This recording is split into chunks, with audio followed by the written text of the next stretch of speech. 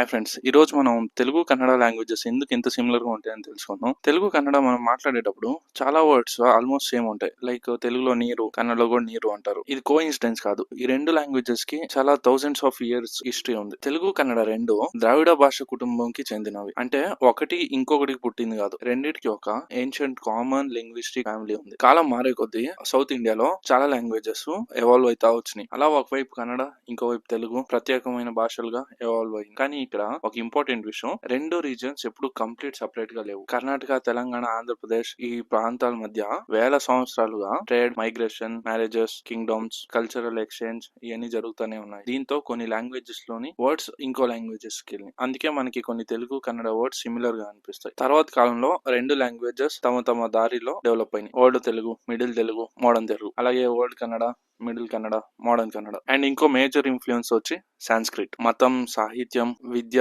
పరిపాలన ఇలాంటి రంగాల ద్వారా సాంస్క్రిట్ వర్డ్స్ తెలుగు అండ్ కన్నడ రెండిట్లోకి వచ్చాయి. కాబట్టి ఈ రోజు తెలుగు కన్నడలో కొన్ని వర్డ్స్ సిమిలర్ గా ఉందంటే దానికి ఒక్క రీజన్ కాదు. Common Dravidian roots and thousands of years of interaction and Sanskrit influence, ఈ మూడు మేజర్ రీజన్. ఒకటి ఇంకోటి నుంచి పుట్టలేదు, కానీ ఒకే ఏన్షియంట్ లింగ్విస్టిక్ ఫ్యామిలీ నుంచి వచ్చిన బ్రదర్స్ వేల సంవత్సరాలుగా పక్కనే ట్రావెల్ అవుతూ ఒకదానిపై ఇంకోటి ఇన్ఫ్లుయెన్స్ అవుతూ ఈ రోజు మనం మాట్లాడే రూపానికి వచ్చింది. అందుకే ఒక కన్నడ వర్డ్ అయినప్పుడు మనకు తెలుగు గుర్తొస్తుంది, అండ్ తెలుగు వర్డ్ అయినప్పుడు కన్నడ గుర్తొస్తుంది.